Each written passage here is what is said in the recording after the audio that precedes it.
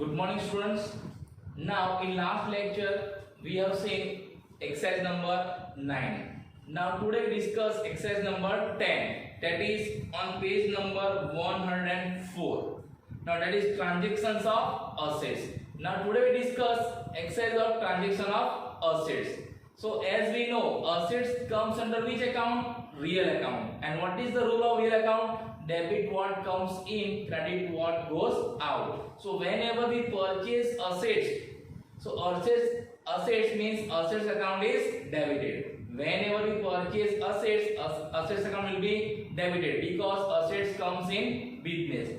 Which asset account? Respective assets which we purchase, है ना? हम जो assets purchase करते हैं उसका account debit करना है whenever we purchase assets, because according to real account debit what comes in, and whenever we sold assets account is credited.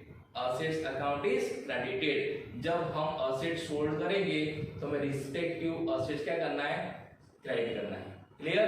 So now here in this transaction we have to see whether assets comes in or goes out. Clear? Now first transaction.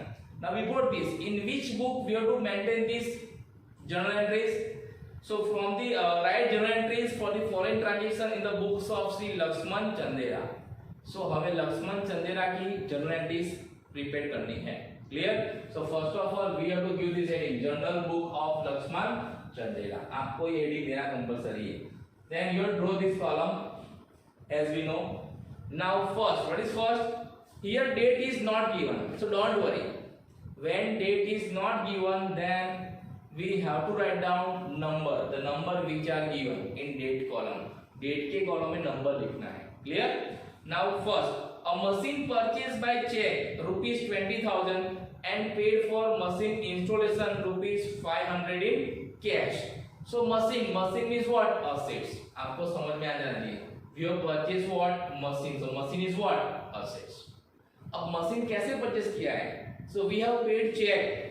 Now as I told you, whenever we issue check, जब भी हम business में check issue करते हैं तो कौन सा account में फिट होगा?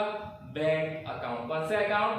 Bank account. एंड एक अकाउंट आया मशीन अकाउंट, दूसरा अकाउंट आया बैंक अकाउंट. तीसरा, for machine installation rupees 500 in cash. हमने मशीन को इंस्टॉल करने का अमाउंट, जो मशीन को इंस्टॉल करने का जो एक्सपेंस है उसको कैसे पे किया? हमने कैश में पे किया. तो तीसरा अकाउंट कौन सा आएगा? Cash. So here three accounts are there. One machine account, second bank account and third cash account. अब आपको ये देखना है it is in or it is out. So when you purchase machine, so machine what? Machine will comes in. So machine account क्या होगा? Debit. So machine account debit because machine comes in business. Clear? And when we issue check, हम जब check issue करते हैं ना तो bank is giver. Bank is always giver. हमारे behalf पे पैसा कौन देगा? बैंक. तो बैंक कौन हुआ? गिवर. और बैंक अकाउंट कौन से टाइप का अकाउंट है? Personal account. और पर्सनल अकाउंट का रूल्स क्या कहता है? Debit the receiver, credit the giver. तो बैंक गिवर है तो बैंक का अकाउंट क्या करना है? क्रेडिट. और एक चीज आपको याद रखनी है, व्हेनेवर वी इश्यू और give cheque in business because of any reason, bank account is always credited. So to bank account. And installation expense is paid in cash. तो हम installation expense पे करेंगे कैश में, तो कैश क्या होगा? in क्या out? Cash will goes out. तो इस तरह से तीन अकाउंट आ गए. अब मैंने आपको पहले भी समझाया था कि whenever we purchase any assets in business, expense incurred to purchase those assets are add in the value of assets. यानी हम जब कोई assets purchase करते हैं बिजनेस में, उस assets को purchase करने के जो भी expenses होते हैं वो सारे expense assets की वैल्यू में प्लस करने हैं. तो हमें ये assets कितने में पड़ेगा? So 50,000 मशीन का कॉस्ट, सॉरी 20,000 मशीन का कॉस्ट और 500 rupees it's installation expense. So total cost of machine is how many? 20,500. समझ में आ रहा है? मशीन का कॉस्ट कितना है? 20,000. लेकिन उसका इंस्टॉलेशन एक्सपेंस कितना है 500। तो टोटल कॉस्ट कितना हुआ मशीन का 20,500। नाउ बैंक में कितना अमाउंट आएगा, जितने का आपने चेक इश्यू किया है, कितने का चेक इश्यू किया है 20,000, जितने का चेक इश्यू किया है उतना अमाउंट बैंक में आएगा। चेक कितने का इश्यू किया हमने 20,000 का, कितना कैश हमने इंस्टॉलेशन एक्सपेंस ले दिया 500, वो किस में जाएगा कैश अकाउंट में 500। क्लियर। तो इस तरह से हमें एंट्री पास करनी है। क्लियर। और यहाँ पे बीइंग लिखना है, व्हाट इज योर बीइंग, मैंने आपको समझाया बीइंग कैसे लिखना है। अगर आपको समझ में ना आए तो आप पूरा ट्रांजेक्शन लिख सकते हो। Being machine purchase amount is paid by cheque and installation expense paid in cash. Being machine purchase amount is paid by cheque and installation expense paid by cash. आपको ऐसा बीइंग भी लिखना है। तो यहाँ पे एक चीज याद रखनी है, whenever we purchase any assets, और उस assets को परचेज करने के लिए जो भी एक्सपेंस होते हैं वो सारे उस assets की वैल्यू में क्या करने हैं ऐड करने हैं। क्लियर। और जितना अमाउंट चेक से दिया है वो कहाँ लिखना है बैंक के अकाउंट में, और जो अमाउंट कैश में लिया वो किसका लिखना है आपको कैश अकाउंट में। Clear. Now second, furniture of ₹3,000 purchase from Kaveri furniture and carriage paid in cash. तो ये पहले आपको ये डिसाइड करना है कैश ट्रांजैक्शन के क्रेडिट ट्रांजैक्शन है। तो देखो आपने फर्नीचर परचेस किया है, तो फर्नीचर क्या है हमारा असेट्स, तो एक अकाउंट कौन सा आएगा फर्नीचर अकाउंट आएगा, because you have purchase furniture, furniture is assets. अब Kaveri furniture mart, it is name of person, ये बिजनेस का नाम है कावेरी फर्नीचर मार्ट। तो ये क्या है क्रेडिट ट्रांजैक्शन है। तो दूसरा अकाउंट किसका आएगा कावेरी फर्नीचर मार्ट। अब तीसरा अकाउंट कौन सा आएगा कैरेज पेड इन कैश। इस फर्नीचर को परचेज करने के लिए है ना, इस फर्नीचर को कावेरी फर्नीचर मार्ट से अपने बिजनेस तक लाने के लिए जो कैरेज दिया वो कैसे दिया हमने कैश में। तो तीसरा अकाउंट कौन सा आएगा कैश। क्लियर। तो आपको ये फर्नीचर कितने में पड़ा होगा, what is the total cost of this furniture, so what is value of furniture 3,000 and what is cost for इस कैरेज 50। तो फर्नीचर कम्स इन बिजनेस, तो फर्नीचर अकाउंट क्या होगा डेबिट, कितना amount, so what is value of furniture 3,000 and what is carriage 50। तो 3,050, 3,050 कैसे होगा 3,000 furniture का अमाउंट एंड 50 रुपीस कैरेज का अमाउंट। क्लियर। अब ये क्रेडिट ट्रांजैक्शन है, सो कावेरी फर्नीचर मार्ट कौन होगा गिवर। तो गिवर का अकाउंट क्या होता है according to personal account credit. So Kaveri furniture mart account credit कितना 3,000, क्योंकि हमको कावेरी फर्नीचर मार्ट को 3,000 ही देना है, क्योंकि उन्होंने हमें 3,000 का ही फर्नीचर दिया है ना। तो 50 रुपीज का क्या, तो that is paid in cash, that is paid in cash. तो क्या कौन से अकाउंट में आएगा कैश अकाउंट, कितना 50। इस तरह से डेबिट क्रेडिट क्या हो जाएगा सेम। क्लियर। ये क्या हो गया डेबिट क्रेडिट सेम हो गया। Clear. So here, what is entry? Furniture account debited 3,050 to Kaveri Furniture Mart account 3,000 and to cash account 50 because it is credit transaction and Kaveri Furniture Mart is personal account and according to personal account credit the giver।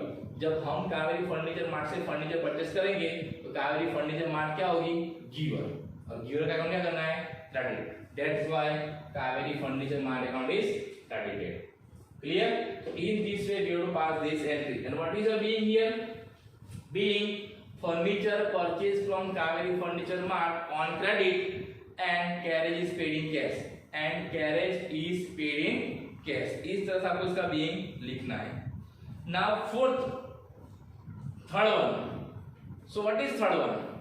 So in third transaction 50 shares of Mahalakshmi Mill, 50 shares of Mahalakshmi Mill purchase at ₹100 per share, यानी हमने महालक्ष्मी मिल के 100 share purchase किए पर share. Brokerage 20 पैसा पर share paid by check, हमने brokerage कितना दिया है 20 पैसा पर शेयर, यानी एक शेयर पे 20 पैसा दिया है तो 100 शेयर पे कितना होगा है ना। अगर एक शेयर पे 20 पैसा है तो 100 शेयर के लिए कितना दिया होगा हमने 20 रुपीज।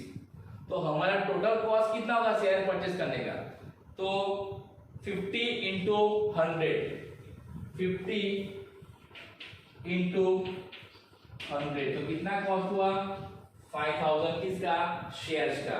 बराबर, और पर शेयर यानी 100 into 0.20 तो कितना आएगा आपका ये 20।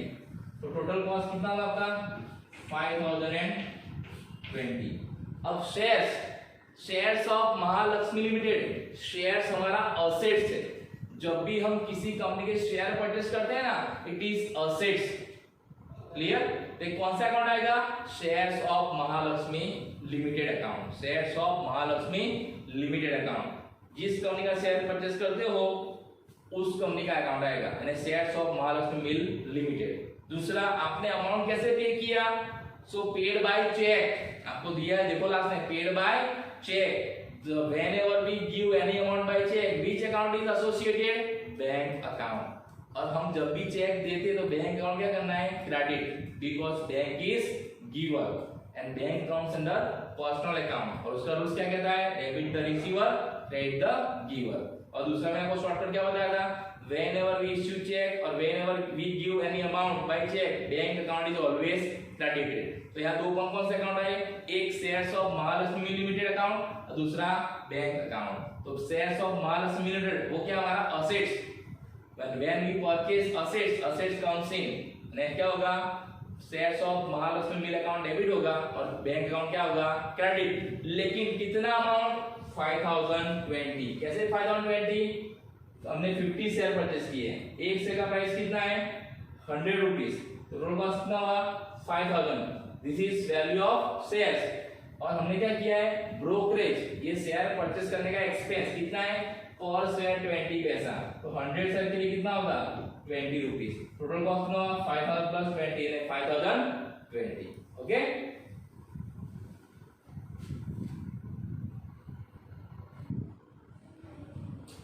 okay, now here we have purchased 50 shares but we have calculated this brokerage at 100 shares.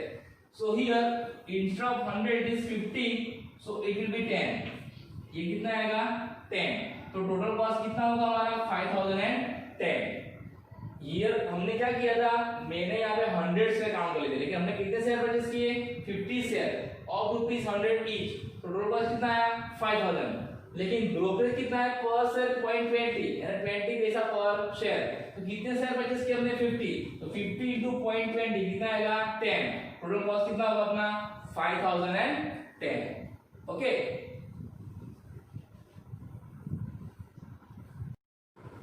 Now entry number 3, so shares of Mahalakshmi mill account debited to bank account because we have paid total amount by check. What is the amount total? 5010 and 5010. Clear? Now here instead of, you can also add investment in shares account debited, investment in shares account debited। लेकिन हम ऐसा लिखेंगे investment in shares account, तो कौन सी company का share, हम तो बहुत सारी कंपनी के शेयर परचेस कर सकते हैं। That's why whenever you purchase shares of any company, you have to write down name of that company. So share of Mahalakshmi Mill account debited. Clear? Now next one, that is fourth. For furniture of ₹5000, goods given of ₹4000। इसका मतलब क्या है, for furniture of ₹5000 यानी 5000 का furniture purchase करने के लिए हमने 4000 का गुड्स दिया है। Clear? So when we purchase furniture, it is what? Purchase furniture. So furniture comes in. So whenever furniture comes in, furniture account debited. So furniture account debited. Furniture account debited to sales account because we have goods against furniture. When we give goods against any assets, it is considered what? Sales. लेकिन amount कितनी लिखनी है, तो जितने का आप goods देते हो ना उतनी अमाउंट। कितने का गुड्स दिया हमने 4000 का, तो ये फर्नीचर हमको कितने में पड़ा है 4000। So what is cost of furniture 4000। बराबर, देखो आपको फर्नीचर की वैल्यू कितनी दी है 5000, लेकिन उस 5000 को फर्नीचर को परचेस करने के लिए हमने कितने का गुड्स दिया सामने 4000, तो ये फर्नीचर की कॉस्ट कितनी हमारे लिए 4000, तो हमें वही वैल्यू लिखना है 4000, समझ में आया। और फर्नीचर कम्स इन, तो furniture account debited because furniture is what assets and goods goes out from business, है ना। अब हमारे बिजनेस से गुड्स क्या हो रहा है, जा रहा है, लेकिन कैसे जा रहा है, हमने एक्सचेंज किया, गुड्स एक्सचेंज अगेंस्ट असेट्स, तो it is considered what sales, तो कितना आया 4000, समझ में आया। तो आप जब भी गुड्स के सामने कोई असेट्स एक्सचेंज करते हो तो उस गुड्स की वैल्यू जितनी होती है ना उतनी ही वैल्यू असेट्स की होती है। मान लो यार गुड्स की वैल्यू 10000 होती तो यहाँ पे कितना आता 10000, क्यों, फर्नीचर की कॉस्ट कितनी रिसर्व हुई 10000, तभी तुमने 10000 गुड्स दिया, क्लियर। यहाँ पे कितना दिया हमने 4000 का, तो 4000 लिखना है। फिर फर्नीचर की वैल्यू भले 50000 हो 1 लाख हो, हमने जितने का गुड्स दिया है उतनी अमाउंट्स में लिखनी है, क्योंकि वो हम क्या करते हैं कॉस्ट प्राइस से असेट्स को रिकॉर्ड करते हैं, कौन सी प्राइस से, कॉस्ट प्राइस से, clear. Now next fifth one, an old machine of ₹6000 sold for 5000, हमने क्या किया है, यहाँ मशीन सोल्ड किया है, तो मशीन क्या होगा, इन क्या out, machine will goes out, machine account क्या होगा credit, because machine goes out, तो मशीन अकाउंट क्रेडिट होगा, तो डेबिट कौन सा अकाउंट होगा, तो हमने मशीन सोल्ड किया है, ये कैश ट्रांजैक्शन क्रेडिट ट्रांजैक्शन है, कैश, क्योंकि हमें किसी का नाम दिया नहीं है, तो कैश क्या होगा, कैश कम्स इन, तो कैश अकाउंट क्या होगा डेबिट। लेकिन फर्नीचर कितने का था 6000 का, हमने सेल कितने में किया 5000 में, तो 1000 क्या हुआ लॉस, 1000 को क्या हो रहा है लॉस, तो लॉस अकाउंट क्या होता है according to nominal account debit. तो यहाँ पे 3 अकाउंट आएंगे, कौन कौन से 3 अकाउंट आएंगे, पहले आएगा आपका कैश अकाउंट, वो क्या होगा डेबिट, फिर loss on sale of machine debited to machine account, because machine goes out, machine क्या हो रहा है बिजनेस से जा रहा है, तो मशीन अकाउंट क्या होगा क्रेडिट। कैश कम्स इन, अगर हम जब असेट्स बेचेंगे तो कैश क्या होगी बिजनेस में कम्स इन, कितनी कैश, लेकिन 5000, क्योंकि हमने कितने में बेचा उसको 5000 में, मशीन का वैल्यू कितना था 6000, तो 1000 क्या हुआ लॉस, तो loss on sale of machine कितना आएगा 1000, और मशीन कितने का जा रहा है बिजनेस से 6000 का, तो 6000 क्या होगा क्रेडिट, समझ में आया। तो इस तरह से when we sold any assets at less price than its book value, उसकी जो बुक वैल्यू है उससे कम प्राइस में जब भी हम किसी असेट्स को सोल्ड करते हैं ना तो हमें क्या होता है लॉस होता है, और लॉस अकाउंट क्या होता है debit, clear.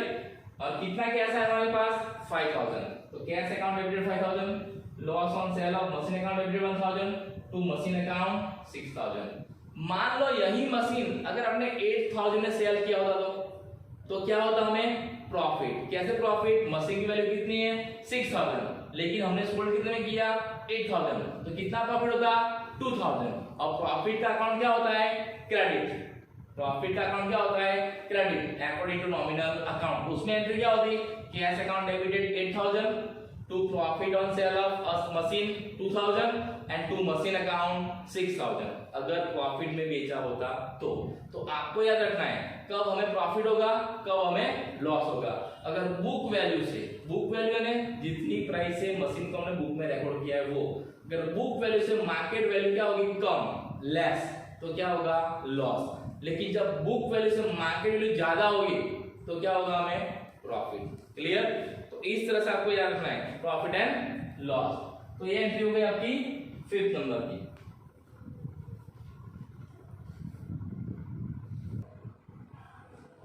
Now last transaction, that is 6th number. Land purchase ₹50,000 and incur ₹2,000 for documentation and legal charges. Payment is made in cash.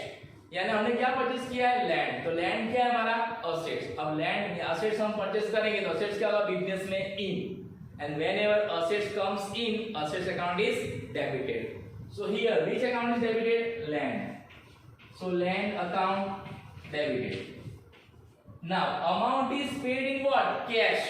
कितना अमाउंट पे किया है? So 50,000 लैंड का एंड 2,000 उसके documentation and legal charges. So दूसरा account credit कौन सा होगा? कैश. तो टू कैश अकाउंट. क्लियर? दो अकाउंट आगे, land account debited to cash account. लेकिन कितना अमाउंट? तो लैंड की वैल्यू कितनी है? 50,000 और हमने कितना एक्सपेंस इंकर किया? 2,000. So whenever we purchase any assets and whatever expenses are incurred to purchase that assets, it is included in the value of assets. So what is value of assets here? 52,000. 52,000. Clear? So this land value is how many? 52,000. So here we have recorded all the transaction. Now after recording all the transaction, what we have to do? We have to do total. हमें क्या करना है? Total करना है. Total में क्या करना है आपको? ऐसे लाइन ड्रॉ कर देनी है एंड अमाउंट पे हमें क्या करना है? Double underline. और आपको क्या करना है? टोटल करना है. टोटल दोनों साइड का कैसा आना चाहिए? सेम आना चाहिए. It must be equal. दोनों क्या होना चाहिए? Identical, equal, same. बराबर. अगर नहीं आ रहा है तो हमने कोई मिस्टेक की है. Clear? So today we have seen what? Exercise number 10, that is transaction of assets. So till now we have seen what? Transaction of capital and drawing and transaction of goods and assets. Okay? In next lecture we'll see next type of transaction. Okay? So thank you and have a nice day.